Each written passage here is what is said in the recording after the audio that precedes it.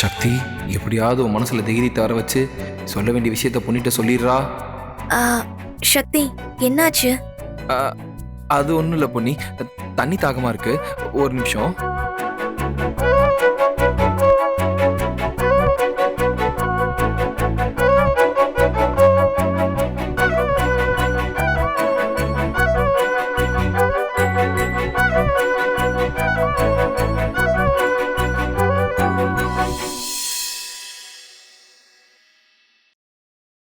நீ என்ன கேட்ட?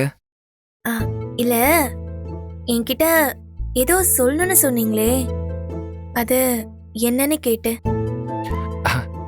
அது ஒரு முக்கியமான விஷயம் பேசணும் தான் கூட்டிட்டு போனேன். அது என்ன விஷயம்னா, நான் உன்ன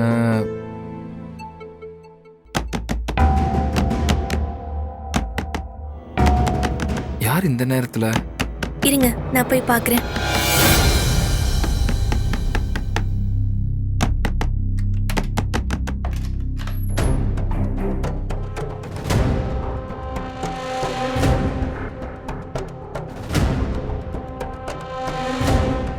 பிரீத்தி, சாரி பொன்னி, இந்த நேரத்துல உங்களை டிஸ்டர்ப் பண்ண கூடாதுதான். இருந்தாலும் சக்தி கிட்ட ஒரு முக்கியமான விஷயம் சொல்லணும்.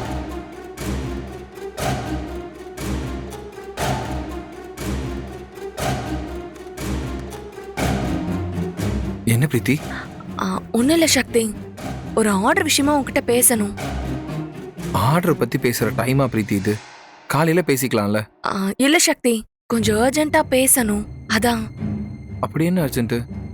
நம்ம ரீசெண்டா ஹைதராபாத்ல ஒரு ஆர்டர் எடுத்திருந்தோம்ல, ஆமா.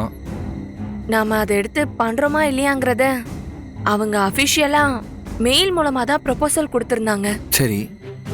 நாம அந்த ஆர்டர் எடுக்கிறோங்கிறதையும் திரும்ப மெயில் மூலமா தான் கன்ஃபார்ம் பண்ணணும்.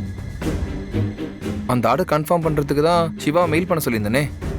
அதுலதான் சக்தி ஒரு சின்ன பிரச்சனையே. என்னாச்சு?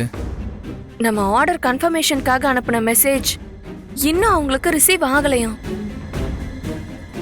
ரிசீவ் ஆகலையா? ஆமா சக்தி, நம்ம கிட்ட இருந்து கன்ஃபர்மேஷன் மெயில் வரலன்னதும் அந்த ஆர்டர் அவங்க கேன்சல் பண்ணிட்டாங்க.